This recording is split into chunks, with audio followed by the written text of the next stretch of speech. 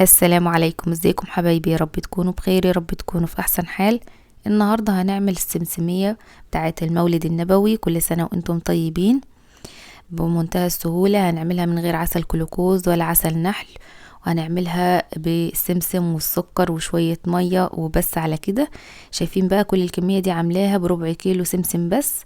يلا بينا ندخل الفيديو ونشوف الطريقة. ولو عجبكم الفيديو ما تنسوش تضغطوا لايك. يلا بينا نقول بسم الله. اللهم صل وسلم وبارك على الحبيب المصطفى وعلى آله وصحبه أجمعين. اضغطوا لايك يا بنات، اوعوا تنسوا واشتراك لو عجبكم الفيديو، وفعلوا زر الجرس. اول حاجة كده هنعملها، هنجيب صينية او صاج ونفتح كده كيس من اكياس التلاجة وندهنه دهنة من الزيت.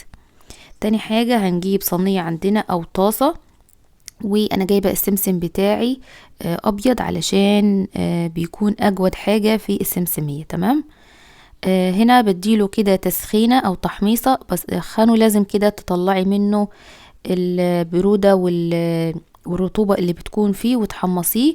يعني احنا عايزينه يكون سخن جدا معانا. تمام. هنا بقى دي نص كوباية من السكر، وانا مالية نص الكوباية قوي، يعني نص كوباية بس تمليه قوي. وده كده ربع كوباية من المية، وحطيت السكر في نص الطاسة ونزلت بالمية حوالين السكر، داير ما يدور كده في الطاسة. تمام.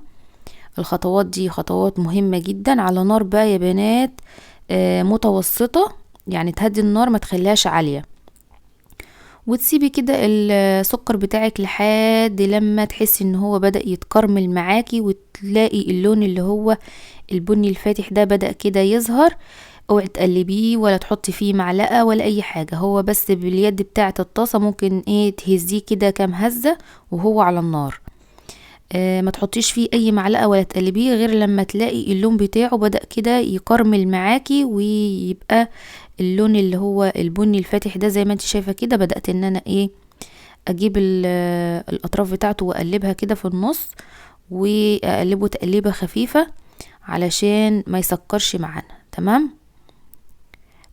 الطريقة بتاعت كرملة السكر دي مهمة جدا يا بنات، ما تحطيش فيها اي معلقة ولا تقلبيها غير لما السكر بتاعك يكرمل. تمام. لو انت هتستخدمي اي كوباية عندك، يبقى تحطي في اكبر مج عندك سكر، ويعني النص كوباية تمليها، تخلي النص كوباية مليان. تمام. وربع كوباية مية برضو بنفس الكوباية اللي انت هتعايري بيها. شايفين بقى انا هنا كده كرملت السكر اهو. بعد كده السمسم بتاعي لسه سخن، طبعا انا كنت حطاه في فرن البوتاجاز علشان ما يبردش معايا ويفضل سخن معايا. تمام. هنزل بقى كده بالسمسم، وايدك بقى تكون سريعة في الخطوة دي. اول ما تنزلي بالسمسم بتاعك تفضلي تقلبي وتهدي النار خالص، يعني تخلي النار كده شمعة وانت بتقلبي في الخطوة دي. وتقلبي بسرعة، تفضلي تقلبي كده لحد لما تلاقي السمسم بتاعك اتغلف كله بالكراميل، ويعني بقى جاهز معاكي. قلبي بقى كويس كده. شايفين انا هنا طبعا كده زي ما انتوا شايفين بقلب كل السمسم في الكراميل لحد لما غلفت السمسم كله بالكراميل بتاعي. وهنزل بقى على طول، وزي ما قلتلك تكوني سريعة جدا في الخطوات دي. اول ما السكر يكرمل تخليكي بقى اسرع ما يكون. هننزل بقى في الصينية بتاعتنا او في الصاج المتوفر عندك، بس تكون حاجة مربعة، ودهنين طبعا الكيس بتاعنا دهنة كده من الزيت، علشان لو ما دهنتهوش مش هتعرفي تقطعيه وهيلزق منك. تمام.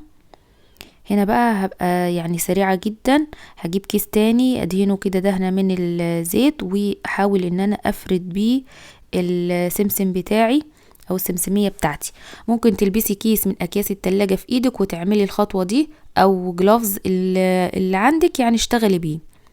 تمام. ممكن بقى تجيبي برضو النشابة او المردانة اللي احنا بنعمل بيها المخبوزات وتفردي بيها. وبعد كده هنجيب سكينة ندهنها برضو دهنة كده من الزيت ونقطع وهو لسه سخن. كل ده بنات وهو لسه سخن، يعني اول ما بننزله كده من على النار نحاول ان احنا نفرده ونقطعه، علشان لو برد معاكي مش هتعرفي تقطعيه. بيبرد بسرعة جدا، يعني ساعة واحدة وبتقطعيه بمنتهى السهولة. شايفين بيطلع معانا بمنتهى السهولة اهو.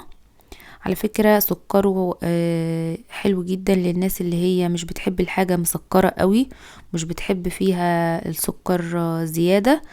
عايزة اقول لكم حاجة مهمة جدا في كرملة السكر.